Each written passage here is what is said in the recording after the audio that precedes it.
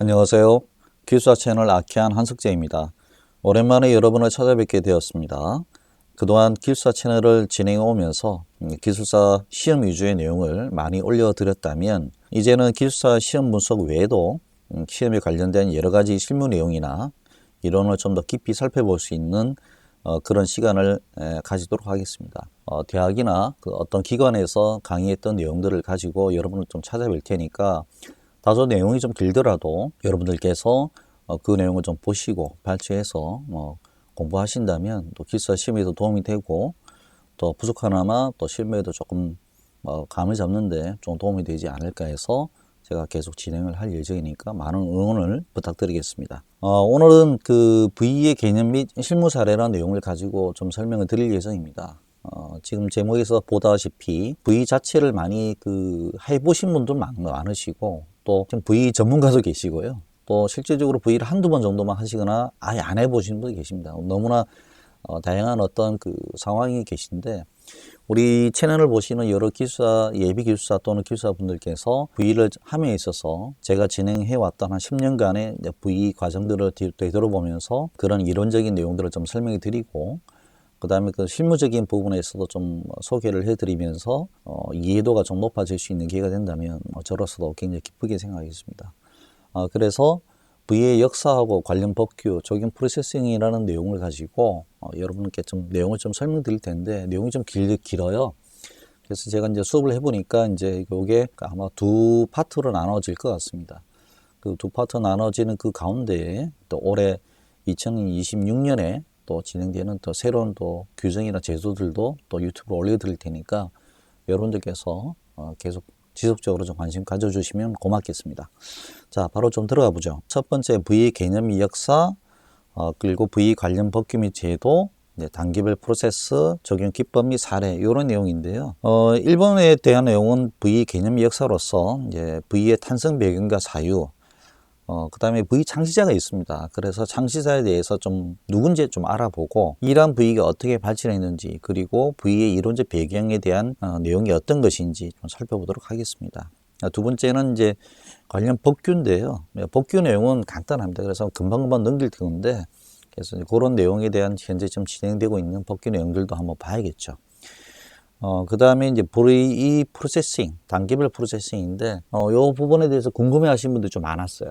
사실 이게 좀 어렵거든요. 그리고 하시는 분마다 이게 좀 프로세스가 좀 다릅니다. 그래서 이게 뭐 꼬지 그렇다라기보다는 모분적인 프로세싱이 요런데 요것을 추격해서 또 요약하시는 분들에 대한 그런 사례도 제가 아는 범위 내에서는 소개해 드릴 거고 마지막으로 V 적용 기법 및 사례에서는 그 현재 실무에서 쓰이는 V 기법과 양식이 어떤 건지 한번 또 소개를 해 드리겠습니다. 그래서 제가 다루고 있는 그 양식이나 내용들 그런 것들을 좀 살펴보고 또 다른 대기업에서 또 건설사에서 또 V를 하거든요. 그런 부분에 대해서 사례도 좀 설명을 드리고 그렇게 하는 시간을 갖도록 하겠습니다. 그래서 첫 번째로 이제 V 개념 역사입니다. V가 어떻게 발생했고 어떻게 발전했는지 한번 살펴보죠. 처음에 V 발생의 기원을 좀 이야기를 해보면 Value Analysis라고 되어 있거든요. 그래서 실제로는 V가 발생하기 전에 2차 세계대전 그때 어떤 일이 있었냐면 미국의 GE 제너럴 일렉트릭의 그 성명 사건이 있었습니다.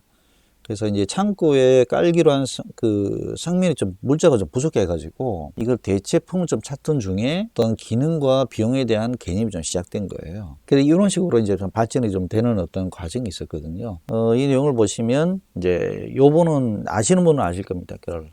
로렌스 마이스라고 1947년에 미국 GE의 설계 및 담당자였는데 아까 말씀드린 그 사건이었습니다. 그래서 굉장히 이 부분에 대해서 어떤 기본적인 근본적인 사고 전환이 좀 필요하다라고 좀 생각을 했었어요. 그래서 이분 로렌스 마일스는 말 그대로 이제 GE의 직원이었죠. 그래서 이 교육도 많이 좀 담당을 하신 분이고요. 이분이 일을 할 때 한 4년간 $10,000,000 이상의 비용 절감 효과를 봤습니다. 그리고 굉장히 유명했죠. 지금의 V 관련 여러 가지 재단을 만들어서 오늘까지 이어오고 있는 거예요. 상황이다. 전체적인 전 세계적인 V 협회 세이브를 아마 만드신 분으로 제가 그렇게 알고 있습니다. 그래서 처음에 이론은 VE라기보다는 VA, V Value Analysis 그런 내용인데 읽어보시면 이제 생산 비용을 절감하고 좀 더 나은 최종 제품이나 성능을 제공하는 체계적인 공정을 만드는 부분에 있어서 어떤 그 분석이 좀 들어가기 시작했습니다. 그 다음에 이제 내용을 보시면 아까 말씀드린 이분을 통해서 나중에 이제 세이브가 만들어집니다. 우리가 말씀드리는 국제부의협회 세이브가 결성되는데,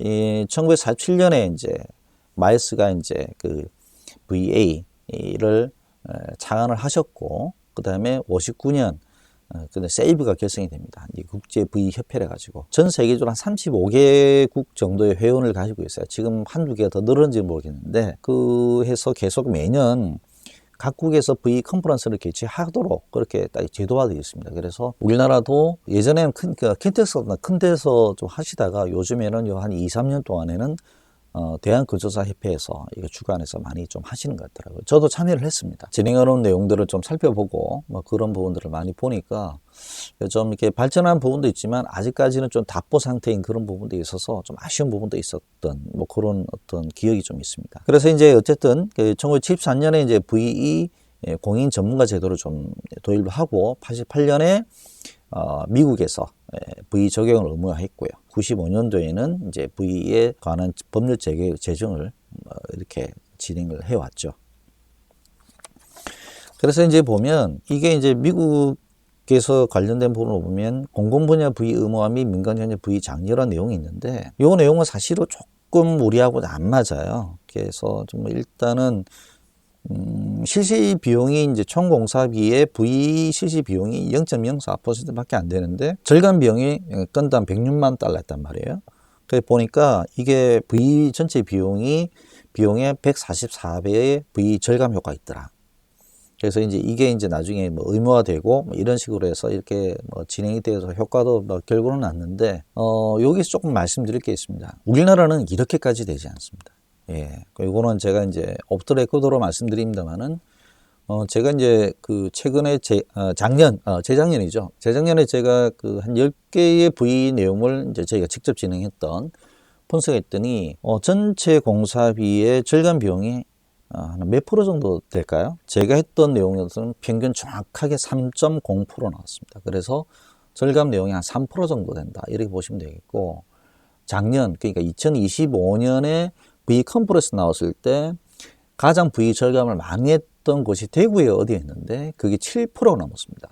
나머지는 2.5%에서 3% 초반이 많았고요. 그래서 3% 전후반이 제일 많을 거예요. 7%를 절감하신 그쪽은 대단한 어떤 노력을 하셨다라고 생각을 하고 있습니다. 그래서 우리가 이제 좀 보실 때 그러면 좀 생각을 해볼 필요가 있는 게, 그럼 왜 이렇게 우리나라가 이제 V가 진행이 잘 하는 데 있어서 잘 안 될까?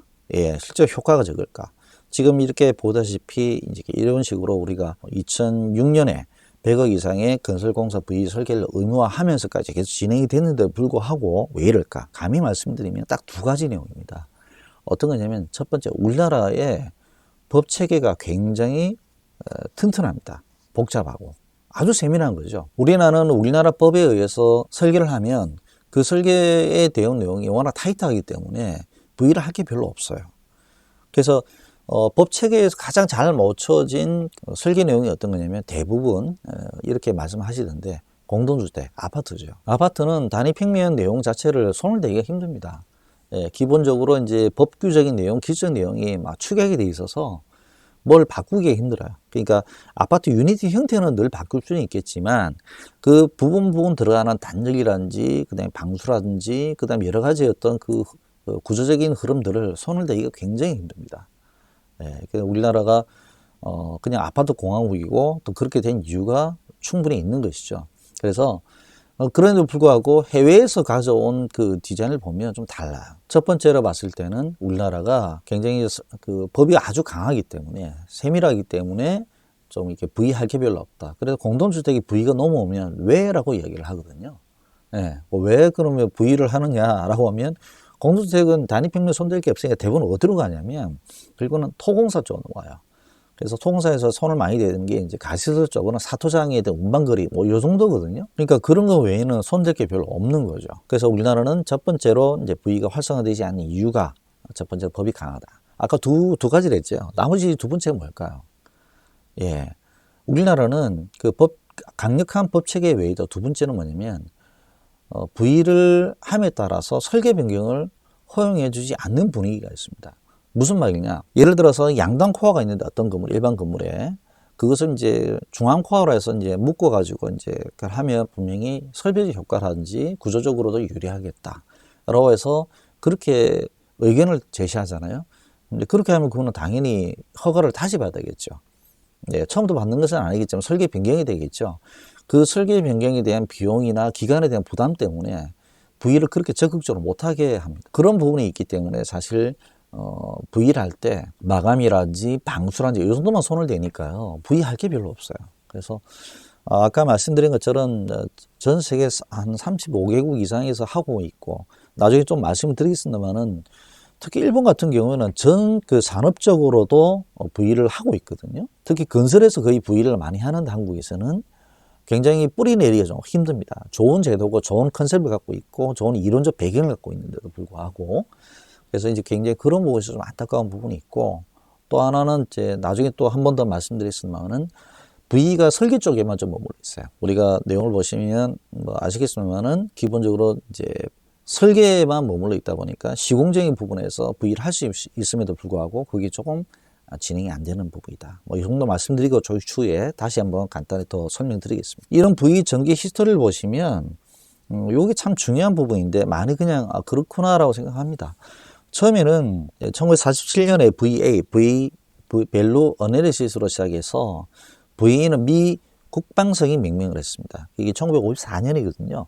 그래서 이제 주로 이제 변기 등의 비양산품에 대한 부분에 있어서 프로그램을 적용하면서 그 이름을 이제 V2로 이제 명명을 했습니다. 그래서 이제 실제적으로 미 국방성에서 V라는 이름을 줬다. 이렇게 보시면 되겠고, 그래서 1954년을 지나서 이게 일본으로 넘어갔을 때는 이게 이제 밸류 이노베이션은 혁신이잖아요. 그래서 이제 1972년이니까 벌써 50년이 넘었죠. 네, 그래서 이제 일본에서는 전 그 건설뿐만 아니라 전 산업, 그러니까 도요타 자동차도 V를 많이 하는 걸로 알고 있어요. 네, 이런 부분에서 전 산업적으로 되어 있습니다. 그래서 지금은 아니지만 한 20년 전에 도요타라든지 그 일본 자동차계의 혁신적인 어떤 그 산업화 이런 방안에 대해서 우리나라가 가서 굉장히 많이 좀 배워오고 또 실제적으로 학문적인 어떤 사례로서 많이 또 대학에서 이렇게 소개되었던 그런 것이 있었던 것을 제가 문헌으로 많이 좀 확인이 되었습니다. 그 다음에 VM이라 해서 methodology라고 합니다. 이게 방법론이거든요. 그래서 이제 어떻게 이제 어떤 가치로 어떤 방법을 할 거냐. 그 다음에 이제 1910년 이후에는 지금 어떻게 보면 value creation, 가치 창조. 네, 이렇습니다. 그래서 처음에는 VA, VE, VI, VM. 그 다음에 나중에는 VC까지 가는. 즉, V라는 것이 하나의 어떤 개념에 머물지 않고 계속 발전을 하고 있습니다. 그래서 이게 굉장히 오랫동안 연구를 해왔기 때문에 미국에서도 한국에서 전 세계 많은 석학들이 연구를 해오셨고 대학에서 이렇게 디벨롭 많이 하셔가지고 사실 제가 이렇게 설명한다 해도 굉장히 그 부분에서 기본적인 어떤 흐름만 이렇게 말씀드린 거지 그 깊은 내용을 말씀드리는 것은 사실 불가능에 가깝습니다. 그래서 아주 V 관련된 그 깊은 어떤 개념은 또 대학원이나 아니면 또 아주 전문적인 어떤 논문 또 서적을 통해서 좀 많이 좀 공부를 할 수밖에 없다. 이렇게 말씀드립니다. V 활용하는 글로벌 기업들이 어떤 것이 있을까? 그래 보시면 요 내용이 볼 수 있는데 처음에는 이제 1947년에 이제 GE가 제일 먼저 시작을 했어요. 그래서 이제 로렌스 바이스가 이제 시작을 했고, 근데 그게 이제 나중에 이제 국방성이 가면서 이제 V라 이름 명명되고. 일본에 먼저 갔죠. 1972년이었으니까. 그래서 도요타, 마소시다, 산유, 캐논, 샤프, 히다치 대단한 회사들이었죠. 지금은 뭐 없어진 거나 좀 굉장히 좀 축소되는 회사들이 있지만 그래서 그런 것들이 그 당시에는 일본의 어떤 혁신과 산업혁명, 어떻게 보면 거창하게 말하면 일본식의 산업혁명이었죠. 그래서 그런 무브먼트 중심이 되면서 도요타의 CCC21, 그 다음에 히다치의 V30, 이런 어떤 내용들이 있습니다. 그래서 전 그 산업적인 부분에서 V 관련된 개념들이 많이 접목이 되어서 많은 어떤 산업적인 혁신을 좀 이루었다. 이렇게 볼 수 있고요. 우리나라도 보면 삼성전자도 있고, 그 다음에 LG전자, 현대건설중공업, 지금은 건설 속에서 거의 다 합니다만은, 전자 쪽이나 이런 쪽에서 사실 좀 제가 확인은 안 됩니다만은 하는 것으로 알고는 있습니다. 그래서 자, 그러면 여기서 봤을 때 이제 본격적으로 이제 V에 대한 개념에 대해서 좀 이야기를 할 필요가 있는데, 자, 여기서 이야기할 게 좀 있습니다. 이게 뭐냐. 이게 V는 이제 그 C분의 F로 되어 있잖아요. 여기 중요할 것이 지금 영어로 영문으로 되어 있으면 value index로 되어 있습니다. index라는 것은 말 그대로 이제 지표거든요. 굳이 그것을 지표가 어떻게 표현이 됩니까 하면 그게 본수 형태로 표현이 됩니다. 예, 그래서 이제 C분의 F로 되어 있는데 C는 코스트니까 뭐 대부분 다 아실 거고, 그럼 F는 뭘까요? 기능이라고 보시는 분이 많은데 사실 사전적인 말로는 틀린 말은 아니죠. 그래서 이제 요즘에는 F를 안 쓰고 좀 다른 그 쪽으로 좀 이렇게 많이 좀 이렇게 변경이 되기도 합니다만은, 일단은 제가 말씀드리면 코스트는 당연히 비용이고 돈이죠. F는 이렇게 그냥 기능이다라고 대답하기에는 좀 짧습니다. 그래서 그냥 개념이 안 잡혀요. 대학에서도 이런 걸 정확히 설명해 주시는 교수님도 안 계시고, 제가 말씀을 정확히 드리면 이거는 F는 펑션이라는 것은 건축주가 요구하는 모든 성능을 말합니다. 우리 건물에는 어떠한 성능, 어떤 기능들이 있어야 된다. 결론적인 부분도 준공의 결론적인 에즈빌트에 대한 부분도 있지만 당연히 만들어가는 공사에 만드는 과정도 필요합니다. 공정관리, 원가관리, 품질관리도 포함이 되는 겁니다. 자, 우리가 안전에 대해서 이야기하죠.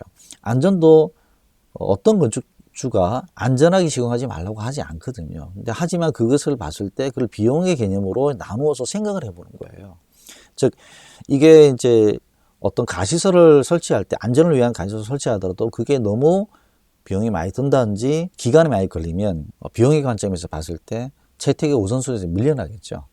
그래서 가장 적정한 이 상황에서 비용적인 여러 가지 관점에서 봤을 때 효율적인 안전관리 무엇이냐, 이래 보는 거죠. 그래서 공정관리도 그렇고요, 원가관리, 품질관리, 안전관리 다 포함해서 이렇게 이야기합니다. 그래서 F는 펑션은 사전적으로 이제는 건축주가 요구하는 모든 성능이다, 이렇게 생각하시면 되겠습니다. 그걸 인덱스로 되어 있잖아요. 인덱스라는 의미가 큽니다. 이게 지수화가 되거든요. 그래서 지수화 되면 이게 1에서 크고 작은 때는 얼마 되는 어떤 숫자들을 변하는데, 또는 아니면 그게 숫자가 좀 더 커지더라도 이게 비교 우위에 설 수 있잖아요. 예를 들어 1.2보다는 1.4가 1.5가 더 크잖아요. 그러면 그 크다는 것은 펑션 자체가 크다는 뜻이겠죠. 코스트보다. 그런 곳에서 비교 우위에 설 수 있다, 이렇게 볼 수 있는 거죠. 그래서 똑같은 금액을 나눠 봤을 때 어떤 펑션 기능, 요구된 성능이 더 발휘 잘 될 수 있는지, 그런 걸 보는 게 인덱스입니다. 그래서 이 인덱스가 가진 의미가 상당히 큰데, 많은 분들이 그런 부분에서 가치 판단 유형은 뭐 이렇습니다. 7가지인데 더 뭐 유지되거나 아니 기능이 유지되는 상황에서 비용이 떨어지거나 이렇게 되어 있습니다. 그래서 이거는 뭐 여러 가지 그런 내용이니까 그렇다 보고, 그래서 이제 V란 정의라는 것은 뭐냐면 이거는 정말 사전적인 거고요. V 목적은 무슨 코스트? 최저의 코스트입니다. 그래서 V를 하면서 금액에 대해서 신경 안 쓴다는 말은 완전히 새빨간 거짓말입니다. 우리가 코스트 다운에 대한 이론적 근거가 되는 게 두 개가 있는데, 하나가 V하고 하나가 LCC거든요. 그렇기 때문에 V는 당연히 코스트에 대한 부분에서 분명히 그 최저 코스트에 대한 부분에서 전제 조건을 갈고 가고요. 그런 어떤 방법은 뭐냐면 제품이나 서비스의 기능 연구에 쏟는 조직적인 노력이다. 뭐 아주 이거는 교과서적인 말이죠. 뭐 그런 내용으로 해서 뭐 돼 있다, 이렇게 보시면 되겠습니다. 그래서 이제 이런 V 요소를 좀 보신다면 크게 뭐 여러 가지 내용을 갖다 좀 이렇게 볼 수 있습니다. 첫 번째, 생애주기 비용. 예, 우리가 이제 생애주기 비용은 LCC, 라이프 사이클 코스트, 그다음에 가치, 기능, 그다음에 전문 분야의 협력, 체계적인 프로세스. 여기 체계적인 프로세스 참 중요한데, 정보 고안, 평가, 개발, 제안입니다. 예, 어떤 정보를 인포메이션을 받아서 착안을 하죠. 예, 그래서 여기 브레인스토밍도 들어가고 어떤 굉장히 좀 마일드한 어떤 그런 걸 하면서 그 내용을 정리를 해서 평가를 하고, 그것을 이제 다듬어서 개발을 하고, 그 다듬어서 된 내용을 이제 제시하는, 제안하는 그런 내용으로 가는 거죠. 그래서 이런 부분에서, 이런 것들은 사실 이 V 체계가 이런 부분에서 많은 부분에서 일찍 시작이 되었기 때문에 다른 어떤 학문적 체계에서 이거를 많이 좀 카피를 하세요. 이런 흐름들을. 프로세싱 흐름이 상당히 좀 연구가 많이 되었고 좀 명확한 편이라서 굉장히 좀 이렇게 그 V에 대한 어떤 이론적 배경은 상당히 좀 이렇게 잘 정리되어 있다, 좀 이렇게 보고 있습니다. 자, 그 다음에 좀 이야기할 게 뭐냐면 이런 사고방식에 있는 내용을 봤을 때 중요한 부분은 뭐냐면 이겁니다. 그 처음에 보시면 일단은 왼쪽에 있는 것과 이제 오른쪽에 있는 것, 이제 그림을 두 개를 나눠서 볼 수가 있겠는데요. 종래 코스트 다운이죠. 예, 근데 V 사고방식은 요런 것 한다는 건데, 지금 커서 다운에서 아까 말씀드린 것처럼 커서 다운은 두 가지 방식이다. 하나는 V하고 뭐다? LCC다. 이게 이론적 배경이 있는 거고, 그 다음에 이제 우리가 왼쪽에 대한 내용을 보면 이익 말고도 경비, 가공비, 재료비자, 이거는 뭐예요? 밑에서 올라가면 재노경 그렇습니다. 그 다음에 이제 이익이 들어가는데, 이런 부분에서 봤을 때 이것을 이제 이익은 그대로 두는 겁니다. 오른쪽 넘어가면 V 사고방식은 이익을 줄이지 않는다는 거예요. 예, 원가 절감에 대한 개념도 그렇습니다. 그래서 원가 절감도 새로운 원가에 대한 부분에서 하지만 이익은 줄이지 않는 게 원가지, 이익을 줄여가면서 하는 것은 코스트 다운을 보지는 않습니다. 자, 그렇다면 어쨌든 재노경, 거기에 대한 기본적인 재노경이면 우리가 뭐죠? 직접 비죠. 뭐 이런 어떤 건데, 재노경 말고 딸려오는 간접비까지 포함해서 이게 공사 원가의 개념으로 보는 겁니다. 그럼 그 내용을 보면 크게 두 가지 내용이 하나 있다. 첫 번째, 위에서 보시는 것처럼 불필요한 기능이 있더라. 설계적인 밸런스가 중요하거든요. 쉽게 말씀드리면 뭐냐면 공장에 화장실을 호텔식으로 짓는 것은 좀 밸런스가 안 맞는 거죠. 예, 제가 이제 사례를 들 때 그런 이야기를 많이 말씀드리는데, 그래서 공장 근로자가 호텔 화장실처럼 된 부를 상유하지 말라는 뜻은 전혀 아니에요. 좋은 화장실을 쓰는 건 좋은데, 공장 건축에 있어서 호텔 등급의 화장실을 만들어도 실제로 유지 관리하는 측면이나 비용 측면에서는 크게 의미가 없기 때문에 그건 좀 과하다. 근데 그런 부분에서 이제 불필요한 기능들이라든지 내용들이 들어가는 거죠. 그 다음에 두 번째 밑에 내용은 설계 착상에 의한 기능이에요. 그러니까 이거는 사실은 이제 불필요한 기능은, 위에 말한 불필요한 기능은 V 하시는 분들이 논의를 하면서 좀 자체적으로 좀 줄일 수 있는데, 밑에 설계 착상에 의한 기능, 2차 기능은요, 이거는 반드시 설계자가 참여를 해서 그 설계자한테 문의를 해야 됩니다. 설계자가 그 부분에 있어서 이거는 내 설계적 의지고 반드시 관철시켜야 된다면 그걸 손을 대기 어렵죠. 그보다 손을 더 대기 어려운 거는 고객이 요구하는 기능이죠. 이거는 펑션이잖아요. 고객이 돈이 들더라 하랬기 때문에 하는 거거든요. 그거는 손을 못 대는 거예요. 나중에 마음이 바뀌어서 손 대도 된다고 할 수는 있으면 또 그렇게 할 수 있는데, 이거는 해주세요 하면 해야 되는 거죠. 그래서 우리가 그 설계 착상에 대한 기능이 있어요. 그래서 이 설계자가 조금 뭐 좀 잘해보자고 하다가 좀 오버페이스를 가는 경우가 있거든요. 아까처럼 말 그대로 이제 공장에 화장실을 굉장히 그 인테리어를 아주 고급 인테리어를 한다든지 고급 도기를 한다든지 이런 식으로 돼가지고 오버페이스를 한다. 이런 것들이 이제 설계 착상에 대한 기능이 될 수 있죠. 우리가 지금 V를 하고 계신 분들 많이 계시기, 또 제도적으로 법적으로 하라고 돼 있기 때문에 그 제도적으로는 가고 있음에도 불구하고 활성화가 좀 약한 부분은 뭐냐면, 그 중에 하나가 아까 첫 번째는 법, 두 번째는 이제 설계 변경에 대한 부담감이잖아요. 해외 설계한 걸 가지고 와서 이제 해보면 많이 느낍니다. 제가 해외 설계를 굉장히 많이 했다 이래 보진 않지만, 그래도 제가 좀 그래도 몇 건을 좀 해보면 좀 다른 게 뭐냐면, 법 자체에 대해서 그렇게 예민하지 않고 설계자의 어떤 컨셉과 내용에 대해서 좀 과감하게 좀 지르는 경향이 좀 있거든요. 가장 대표적인 게 DDP죠. 동대문 디자인 플라자. 그거는 이제 돌아가신 자디드 이제 그 분께서 했는데, 뭘 혼자 하신 건 아니에요. 나중에 디자인도 스텝에 도움도 많이 받았고요. 그 다음에 그거를 이제 구현하는 과정에서 프랑크 게일리라는 건축가에서 썼던 그 기법들을 많이 가져왔고, 그 기법 중에 이제 캐티아라는 항공기 제조 프로그램을 써가지고 많이 이용했고, 그래서 그걸 시공하는 과정에서 또 3D를 구현하는 과정에서 또 삼성물산에 시공했을 때 그게 설계는 사무 설계가 했고, 그렇게 했을 때 그 과정에서의 그 티키타카, 그 다음에 이제 그 밑에 이제 전문업체들 있죠. 예, 처음에는 이제 손으로 거의 빗듯이 나중에 하다가 나중에는 이제 3D로 만든 이제 철판 거푸집까지 나온 그런 상황이 있거든요. 그래서 어쨌든 그런 디자인이 막 나가면서 이렇게 디자인이 그런 세지다 보니까 굉장히 손을 댈 게 많고 좀 이렇게 힘들어진 게 있었죠. 무엇보다도 설계 그 V 관점에서 보면 거기에 외관에서 보는 큰 그 건물의 사이즈보다도 안에 들어가면 그 건물의 사이즈가 생각보다 작습니다. 그래서 우리가 좀 아마 최대 8m 이상일 거예요. 하지재가 그래 붙는데요. 골조하고 하지재가 이제 붙어서 외피가 넘어가는 게 긴 부분은 8m 넘다더라고요. 이거를 다 허당 공간이잖아요. 우리가 흔히 말해서. 그런 부분들이 있었던 거죠. 국내에서는 그런 디자인을 절대 허용하지 않습니다. 예, 물론 예전에 비해서 많이 좀 이렇게 디자인에 대한 어떤 그 존중을 많이 하는 편이긴 하더라도 그 좀 이렇게 조금 센 디자인을 원하거나 획기적인 디자인을 원하시면 굳이 외국에 있는 국제 꼼빼를 이렇게 해야 되는 뭐 이런 상황이 같죠.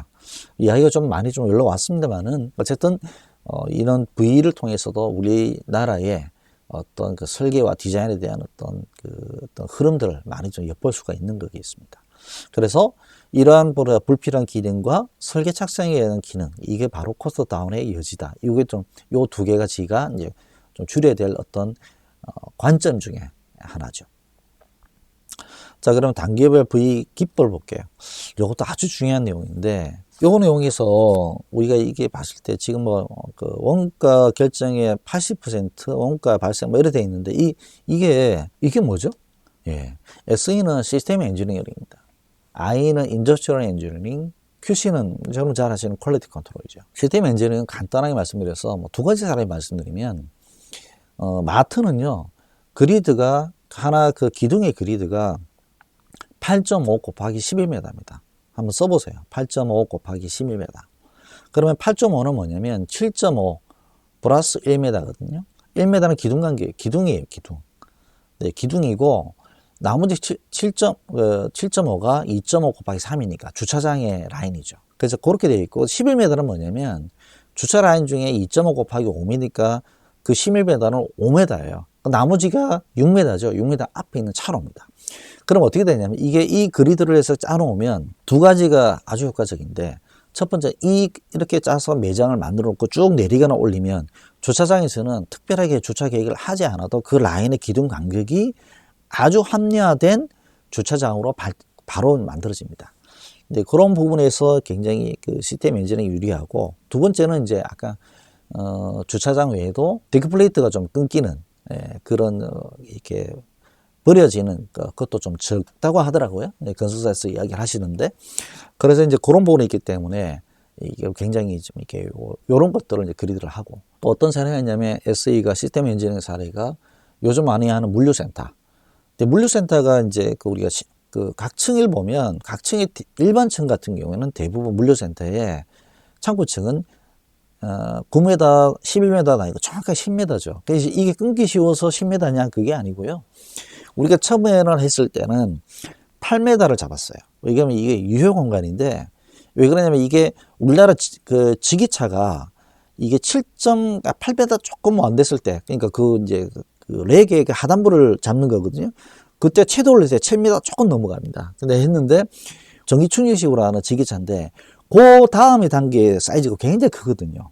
그래서 렉을 하더라도 보통 8m 유효를 가진 어떤 그 이제 전체적인 공간이 필요한 거죠. 그래서 렉을 좀 사이즈 달아서 뭐 4단도 되고 뭐 그다음에 뭐 플러스 마이너스 1단이 될 수도 있는데, 그래서 이제 그렇게 단수를 쌓아놓고 8m 유효 공간을 가지면 딱 좋더라. 그러면 왜 거기에 들어가는 이제 전동의 지기차가 많이 보편화되어 있는 지기차가 그 사이즈니까 그렇게 돼 있어요. 그보다 그 큰 높은 사이즈가 아니면 지기차가 사이즈가 변하면 그때부터는 전체적인 비용이 다 올라가거든요. 그래서 그게 제일 적당하니까 그렇게 해서 8m 유효를 맞춰달라 하고, 그 다음에 나머지가 뭐냐면 이게 전체 경관이 좀 이렇게 크기 때문에 이 복 크기가 1m가 넘어갑니다.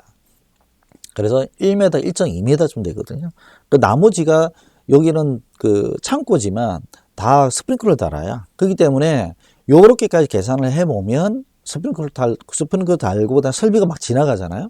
그 다음에 냉동 창고 같은 경우에는 거기 설비 배관들이 더 복잡하게 지나가기 때문에 기본적으로 요 그 구조하고 설비 공간까지 포함한 그 소방 설비 막 이렇게 공간 포함한 그게 2m 차지합니다. 그럼 2m 플러스 아까 8m니까 10m죠. 그래서 아마 우리나라에 지금 나와 있는 일반 기준층의 창고의 층고가 거의 90% 이상, 최소 90% 이상이 다 10m 겁니다. 요런 게 시스템 엔지니어링이죠. 자, 이렇게 해서 이제 뭐 진행이 되고, I는 인더스트리얼 엔지니어링, 산업공학입니다. 이거는 생산 단계에 있어서의 효율성이라는 내용을 따지기 때문에, 이거는 사실 어떤 V 봤을 때 시공 단계도 많이 보지만 여러 가지 자동화된 어떤 자동차 공장이나 이런 것도 많이 쓰고요. QC는 너무나 잘 알죠. 근데 이제 이 QC가 설계 단계의 QC도 있잖아요. 자, 그런데 어쨌든 뭐 이렇게 많이 지금 여러분 기술사 체계도 막 이렇게 이런 것들 막 적어 놨어요. 근데 중요한 건 여기에 중간에 이게 들어가죠. 그럼 이게 무슨 말일까? 이게 위에서 한번 아크가 그려지고 밑에서 아크가 그려지는데 이게 무슨 거예요?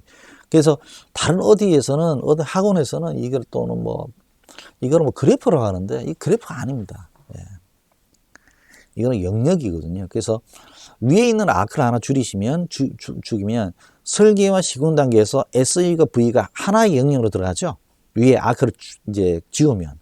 무슨 말이냐면 설계와 시공 단계에서 SE를 하는 부분에서 V도 같이 포함된다는 뜻이에요. V 안에 SE가 들어갈 수 있다. 그러면 밑에 거를 지우면요. 이렇게 설계와 시공 단계에서 I와 QC가 같이 V를 할 수 있다는 뜻입니다. 즉, 이 말이 무슨 말이냐면 V를 통해서 설계와 시공 단계를 아우러서 SE, I, QC를 동시에 할 수 있다. 이 V를 통해서 설계와 시공 단계에 대한 SE, I, QC를 동시에 할 수 있다는 뜻이 뭘까? 간단하게 더 쉬운 내용을 말씀드리면 QC가 제일 이제 와닿으니까 보통 QC를 많이 하시잖아요. 이제 도서 검토를 하는데 QC 한다고 하시죠. 이때 설계 단계에서 시공 단계 QC를 할 때 V를 같이 할 수도 있다는 이론적 근거가 여기 있는 겁니다. 그래서 제가 이제 이거 정말 우리나라에서 V에서 좀 제법 하셨다는 분, 오랫동안 이제 전문가로 활동하시고 또 아주 이제 미국의 전문적인 자격증을 따신 분한테 물어봤더니 예, 그렇다라고 이야기하셨어요. 예, 그래서 QC를 하면서 실제로 V를 할 수 있고 V를 하면서 QC를 할 수 있고요. 또 V를 하면서 SE를 할 수 있죠. 예, 아까 말씀 그리드라 이제 증거 조정도 할 수 있다는 뜻입니다. 굉장히 그 V가 이제 좋은데, 그러면 우리나라에서 어떻게 하느냐? 당연히 100억 이상의 공공발전공사에서는 두 단계를 에 걸쳐서 V를 하라고 돼 있죠. 그래서 기본 설계 실사기를 많이 하는데 시공 단계에서 안 하는 거예요. 시공 단계에서 법적 근거 아직 들어오지 않았습니다. 그러면 시공 단계에서는 SE도 할 수 있거든요. 그러면 QC도 할 수 있는데 그럼 시공 단계 어떻게 할까? 아마 건설사에 지금 계신 분들이 많이 계시기 때문에 이해를 하시겠으면은, 예를 들어서 어떤 건설사에서 도서가 나왔잖아요. 그럼 자기들이 이제 계약 단계에 들어가면 도서 검토를 하기도 가져가죠. 물론 이제 내역을 해서 이제 금액을 제한해서 이제 제저가든 그 어떤 형태든 간에 적정가든 이렇게 됐다면 가져가서, 특히 민간에서는 그렇게 하거든요. 그래서 어떻게 하냐면 공공의 아이들은 민간에서는 더 이렇게 하시던데, 가져가시면 그 도서를 계속 분석을 하시죠. 그래서 가져갈 때 QC를 한번 해보겠습니다로 가져가세요. QC를 해서 보고 가져가시는데 실제로는 뭡니까? 뭘 하시냐? 부위를 하고 계십니다. 물론 QC를 안 하는 게 아니고요. QC를 하면서 부위를 동시에 하고 계시죠. 무슨 말일까요? 예, 건설사에서 이 공동주택 아파트를 지을 때 똑같은 금액을 짓더라도 어떤 효과가 있다면 그 효과 있는 내용을 채택을 해서 바꿀 수 있다는 뜻이에요. 아주 쉽게 말씀드리면, 예를 들어서 계단에 어떤 타일이 있는데 이 타일을 쓰지 말고 다른 타일로 써서 거기에 대한 부분에서 공사비를 절감을 시킬 수 있다 이겁니다. 실제로 똑같은 기능인데도 이 타일을 쓰지 말고 이걸 썼을 때는 여기 더 좋더라, 이렇게 변경이 되는 거예요. 그게 QC를 한다면 실제로 V를 하는 거거든요. 이론적으로 맞는 말입니다. 여기서 중요한 말씀이 있는데, 법적으로는 설계 단계에서 1차, 2차 V가 있어요. 그 기본 설계 V, 그 다음에 실설계 V 있죠. 2차 V는 시공 V를 보통 이렇게 VE CP라고 하거든요. 근데 시공 단계에서 이게 2차 V를 하는데, 근데 이 2차 V를 시공 단계에 하는 거죠. 근데 모든 건설사들이 이게 그 회사의 노하우가 되기 때문에 공개를 안 하려고 해요. 우리나라에서 하는 V 컨퍼런스를 대부분 다 건축사 협회에서 하고, 아니면 예전에 크게 했을 때는 이제 큰 데서 했지만 제가 다 가봤는데 건설사는 한 번도 찾아온 적이 없었습니다. 참여한 적이 없었다. 대부분이 설계사고요. CM사도 일부 CM사고 메이저 CM사는 거의 안 들어와요. 그래서 특히 건설사가 안 들어오는 이유가 뭐냐? 이게 시공 단계에서 V가 법적으로 들어가지 않을 뿐더러 이게 뭐냐면 QC를 하면서 그 V 자체가, QC 자체가 그 회사의 노하우이기 때문에 그렇습니다. 제가 이제 V를 조금 특수하게 하는 회사를 몇 개를 봤는데, 잘하는 쪽이니까 이게 회사 이름을 공개를 하면 롯데건설은 우리가 보통 이제 그 공공에서 하는 V, 그 다음에 내용을 봤을 때 양식하고 민간의 V 양식이 다 두 개가 정해져 있거든요. 근데 한글파래요. 근데 한글파는 PPT를 만들어요. 그리고 그 근거는 이제 엑셀로 되어 있고 그런 식으로 연동되어 있는데, 그렇게 꼭 만들지 않은 V 자체를 진행을 안 시킵니다. 자기들의 만든 양식 그대로 관철을 시키시죠. 그래서 그거를 나중에 어떤 뭐 저희처럼 뭐 연구하는 연구소라든지 어떤 회사에 실적으로 쌓으려면 보고를 해야 되잖아요. 그걸 전부 다 한글 파일을 예전 그 기존에 짜여있는 파일로 다 만들어야 되는 그 불편함이 있긴 합니다. 뭐 진짜 완전히 노가다던데 왜 하나에 이렇게 하지만 그 회사의 또 노하우이기 때문에 전통적 양식이기 때문에 그것도 존중할 필요는 있어요. 그렇게 하면서 그 자체적인 노하우가 있는 거죠. 저는 이게 틀렸다 나쁘다 좋다 싫다가 아니고요. 이게 시공 단계에서 부위는 건설사의 노하우로 부위를 하고 있고 또 이렇게 많이 좀 진행하고 계시다 이렇게 보시면 되겠고, 그 다음에 좀 재밌게 보셔야 될 게 뭐냐면 유지 단계에서는 이런 이론적 배경이 되는 내용이 없죠. 배경은 있습니다. 가장 우리 흔히 보는 게 감가상각에 대한 그 내용이고, 그래서 이제 이게 일종의 뭐 공학 경제거든요. 그래서 기술사 시험에 이 공학 경제 시험이 나왔어요. 그래서 10년 뒤에 이윤을 얼마 했을 때 대한 감가상각을 지금 땡겨와 가지고 미리 그 비용으로 산정하는 게 있거든요. 그러면 예를 들어서 이제 i가 이윤이고 n이 횟수라면 1 플러스 i의 n승이 복리화된 계산 기준인데 그걸 분수로 나누면 지금 미리 지급해야 될 부분에서의 감가상각 비가 지금 계산이 돼요. 비익은 비용이니까 그렇게 계산되고, 그게 시험에 나왔어요. 기술사 시험에. 내가 이걸 나오고 나서 저는 뭐 제 자랑이 아니고 이걸 이해를 했습니다. 이게 무슨 문제인지를. 근데 거의 대부분 이해를 못 해줄 거예요. 이게 왜냐면 이 출제자가 미국에서 공부한 걸 표를 내더라고, 공학 경제를. 예, 그래서 미국에서는 이 공부를 하거든요. 공학을 할 때 공학 경제 안에 들어가 있기 때문에. 유지 관리 단계에서는 이론적 배경이 있는데 지금 여기에서는 이 정도에 대한 내용으로 표현되고 실제로는 이론이 있습니다. 예, 근데 이제 저희가 지금 그걸 다루는 어떤 이론 내용은 아니다. 근데 그럼 내가 이제 또 물어봤어요. 우리 아주 VE 전문가 때 제가 존경하는 이제 선배님한테 여쭤봤더니 그럼 VE 할 때 유지관리 단계에서 LCC 계산을 안 합니까? 했더니 보여주더라고요. LCC 계산한 걸 몇 개의 사례가 있는데 잘 하진 않는다. 이게 왜냐면 너무나도 오차가 크기 때문에 하지 않는다라고 하더라고요. 엑셀을 쭉 탭을 열어봤는데 깜짝 놀랐습니다.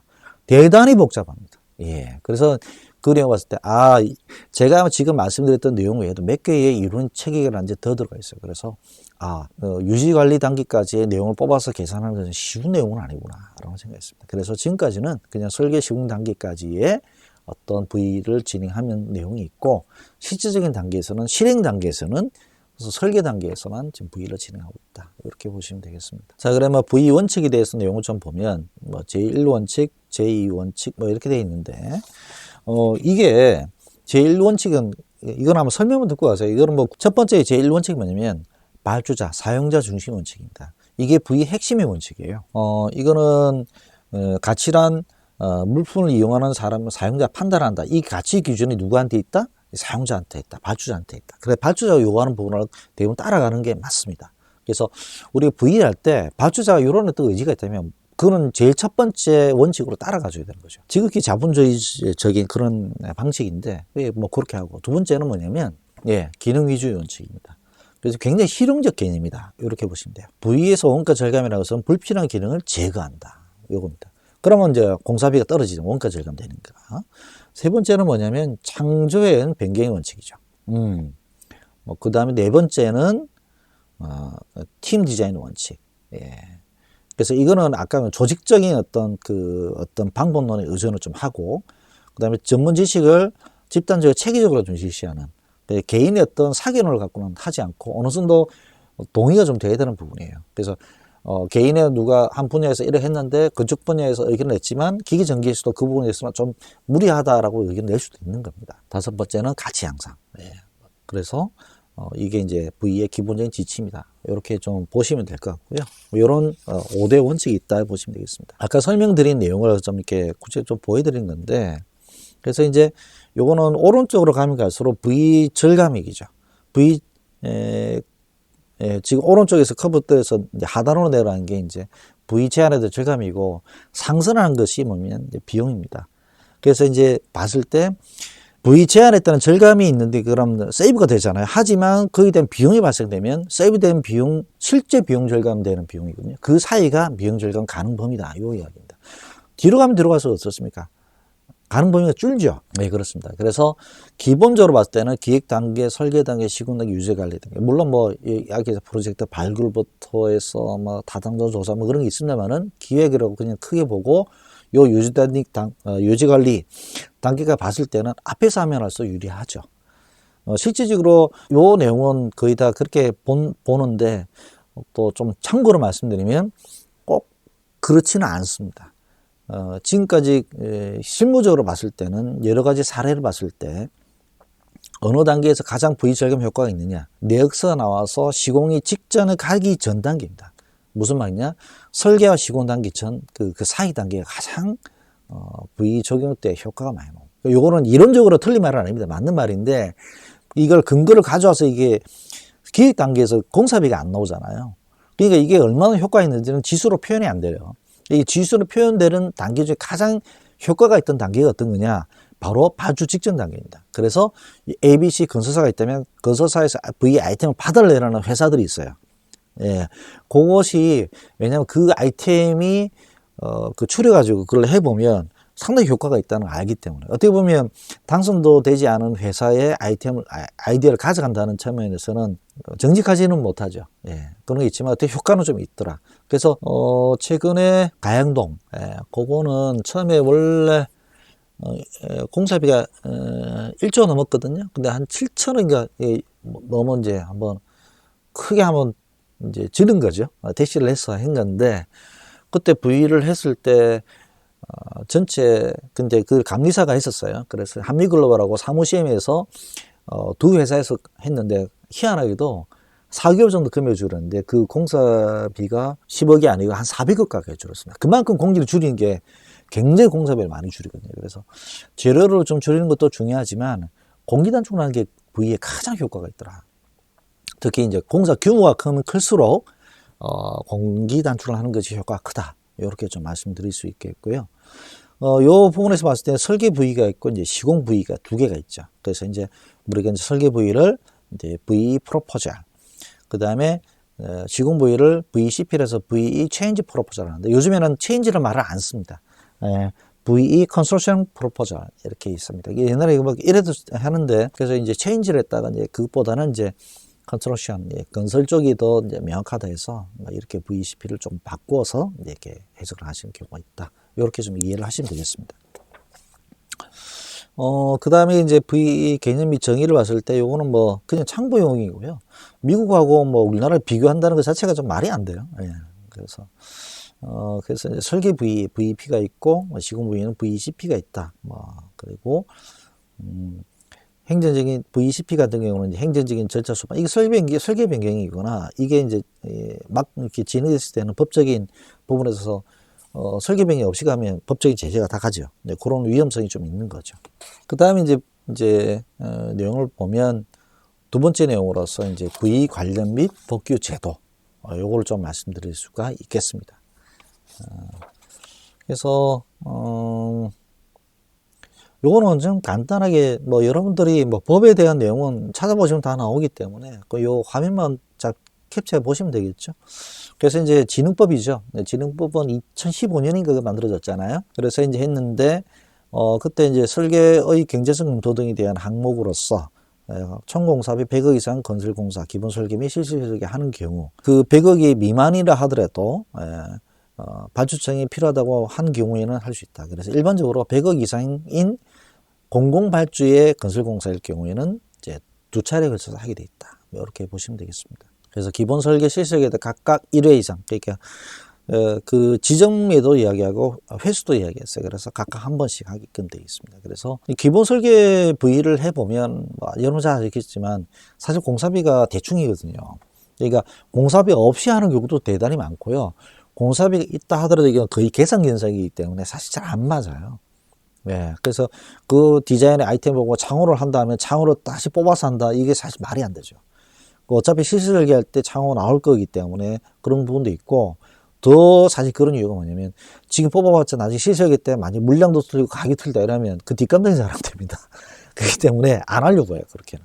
그래서 그냥 기본 설계 쪽에서는 기본적인 어떤 계산 견적에 준한 계산 금액 정도 제시를 하고, 중요하게 보는 건 아이템이 어떠느냐. 그러니까 아까 말씀드린 설계에 대한 평가, QC 이런 것들 좀 들어가거든요. 시스템 엔지니어링 관점에서 이런 것들을 많이 보는 게 맞고, 시설계에 따라 내역이 나와 있기 때문에 그 내역에 맞춰서 좀 해서 구체적인 금액을 좀 받는 게 맞죠. 예, 그래서 실수 설계할 때도 내역이 안 나와서 이렇게 하는 경우가 급해가지고 내역이 나와야 되는데 V를 하라고 먼저 이렇게 보내주시면 상당히 좀 어렵습니다. 예, 효과가 반감이 되기 때문에. 예, 그렇기 때문에 그런 부분에서도 V를 진행하시는 분들은 기본 설계 부위하고 실설계 부위에 대한 그런 관점이나 그런 조건들이 컨디션이 좀 다르다. 이런 것들을 좀 참고하셔서 발주자한테 잘 설명을 하고 진행을 해야 될 거로 보여집니다. 그 다음에 이제 세 번째는 요겁니다. 볼게요. 업무 수행 조직은 이렇습니다. 그래서 퍼실리테이터의 V 있는데 요게 옛날에는 제가 한 10년 전에 했을 때 제가 2017년인가 했을까요? 근데 V 제도가 시작된 게 16년이니까 제가 이제 어설픈 실력입니다만은 손을 댄 거는 오래됐죠. 예. 그때는 퍼실리테이터를 안 하고 아마 코디네이터라고 들었던 것 같아요. 그렇게 했는데, 그래서 V 리드가 있고, 네, 발주처 담당자, 네, 퍼실리테이터, 그 다음에는 또 설계자 들어와야 되죠. 그래서 이제, 그렇게 해서 좀 들어오고, 그래서 이제 검토 참여자는 이런 법적인 부분에서의 기본적인 요건을 갖춘 분들이 들어옵니다. 우리가 이제 VE 자격증을 이야기하면 CVP라든지 CVS 뭐 이렇게 이야기를 합니다. 그래서 이제 한국V연구원은 CVP, 한국V협회는 CVC, 한국기술사회는 KCVS 뭐 이렇게 이야기를 하는데, 그래서 미국에서는 CVS라고 한국에서는 CVP 또는 CVC라고 이야기합니다. 그래서 이제 어떤 자격증이 훨씬 더 어떤 전문 자격증 이런 말씀드리는 건 정말 그건 아니고요.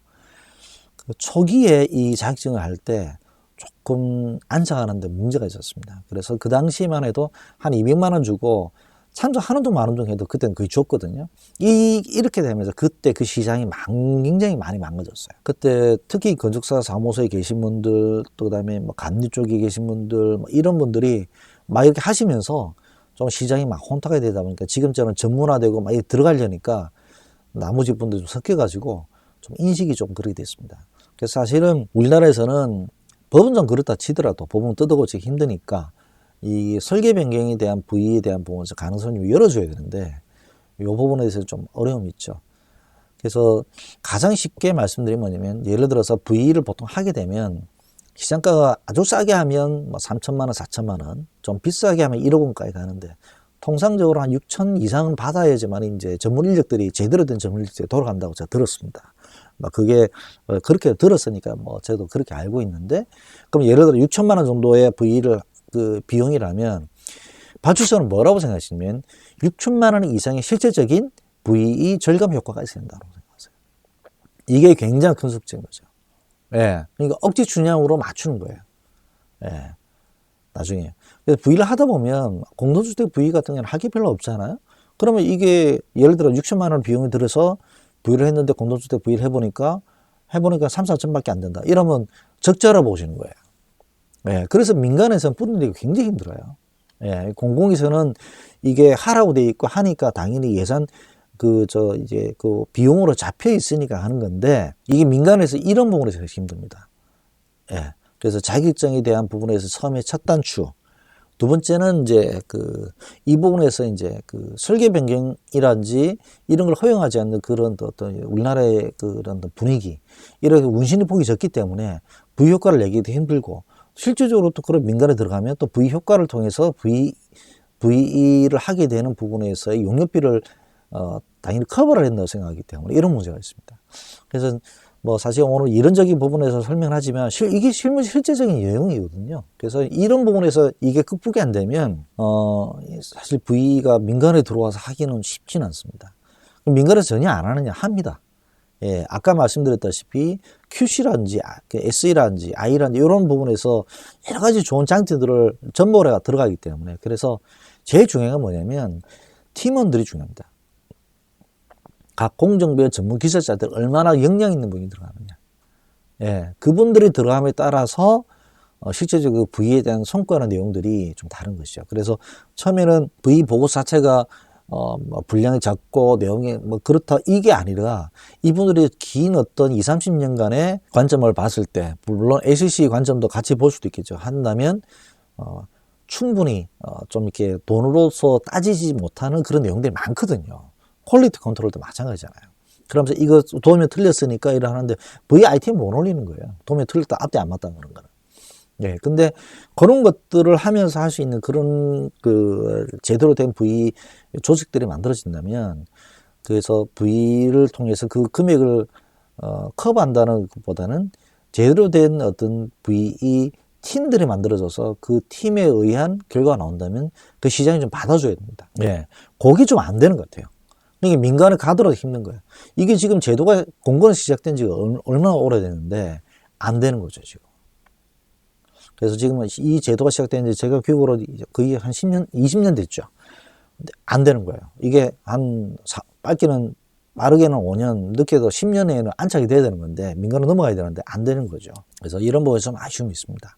그래서 이제 한국V연구원, 또 한국V협회 이런 관계자들도 제가 이제 많이는 모르겠습니다만 인사 좀 드리는 분도 몇 분 계신데, 이분들도 이런 부분에서는 깊이 공감하고 계시고 이제 어려워하십니다. 자, 이 정도 해서 넘어가도록 하겠습니다. V 자료는 이런 겁니다. 그래서 그러면 법규에서 보는 그 이제 설계자가 제시해야 될 자료는 보면 설계도서입니다.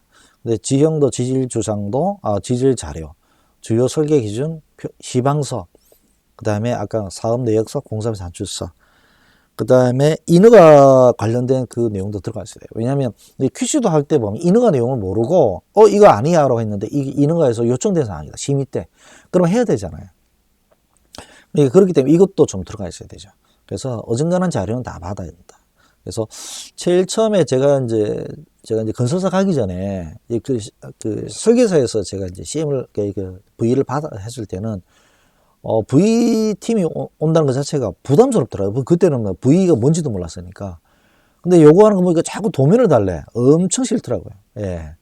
근데 지금 지나가서 보니까 근데 그때 V를 하셨던 분들의 마인드가 굉장히 좋았어요. 예. 그래서 굉장히 그렇게 하면서 제 스스로가 이제 많이 좀 변화가 되고, 또 설계자로서 자존심을 좀 죽이고 좀 유연하게 하면서 더 좋은 설계 도서를 통해서 더 좋은 건물을 만들 수 있는 기초가 된다는 과정에서 이해를 했기 때문에 했지. 처음에는 사실 안 맥히는 이야기였죠. 설계 도서로 분석한다는 자체가. 네, 그렇습니다. 그래서 그런 부분이 좀 있었고요. 요거는 좀 옛날 자료인데요. 예, 그래서 이제 요거는 이제 사실 요 자료들은 연세대 학교 교수님하고 같이 만들었어요. 그래서 이제 했는데, 그래서 그 자료들을 좀 한 건데, 이거는 위에 거는 이제 2018년 자료지만 2015년 기준을 해서 공공과 민간 발주의 이제 격차가 커지는 내용들을 좀 볼 수가 있고요. 그 다음에 이제 밑에 내용들은 SOC는 공공발주의 좀 대표 주자고, 예, 그 다음에 지금 정부 정책에서 영향이 크다는 내용도 좀 많이 볼 수 있습니다. 그런 내용입니다. 그 다음에 이제 V 업계 현황들은 이것도 조금 옛날 자료인데, 요즘에 자료가 이렇게 많지가 않아서 조금 옛날 자료를 했는데, 그게 뭐냐, 한국V연구원, 거기서 이제 한 자료인데, 계속 이제 V는 이제 계속 지속적으로 좀 발전하고 있다, 이 내용입니다.